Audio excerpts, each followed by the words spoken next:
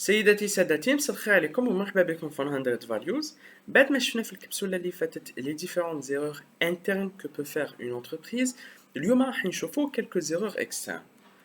Petit rappel, parmi les erreurs internes اللي شفناهم شفنا le volet recrutement, le volet communication, le volet gestion de la trésorerie, mais aussi que l'offre تاعي ولا qu'elle soit produit ou service lorsqu'elle n'est pas accès client, c'est-à-dire lorsque le focus تاعها ما يكونش على الزبون ويكون plus على المدخول اللي راح ندخلو, c'est-à-dire uniquement sur le volet rentabilité. Parmi les erreurs externes اللي يديروهم الشركات, c'est de ne pas faire attention à leur réputation ou bien irréputation. La preuve en est, c'est que الشركات اليوم كتير منهم ils restent de mauvais payeurs, c'est-à-dire que أنايا عندي des partenaires ما نخلصهمش في الوقت. Et pire que ça, c'est que il n'y a pas de relation de confiance avec le partenaire. Et on va voir ça par la suite. Un mauvais accueil client, il dit Zaboun, eh bien je ne fais pas attention à cela. Donc Zaboun, que ce soit sur le volet accueil client ou là sur le volet SAV défaillant, qu'est-ce qu'il va faire? Il va se plaindre sur les réseaux sociaux ou là sur les différents groupes où il te met, il va râler, il va raconter le mécontentement. Dernier point, c'est le volet réseaux sociaux.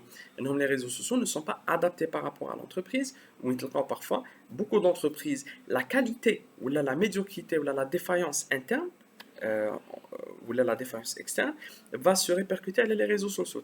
Les réseaux sociaux, beaucoup de personnes qui se plaignent. Donc, il faut faire très attention au volet réputation ou réputation interne. La relation avec le partenaire. La relation avec les partenaires, elle doit être basée sur un lien de confiance. C'est une relation gagnant-gagnant et non pas gagnant-liant ou perdant le partenaire terre. Il doit y avoir des actions concrètes, mais et dernier point, c'est que la vision doit être sur le long terme. Avec un partenaire, sur le court terme ou sur le moyen terme, mais non, c'est les concurrents.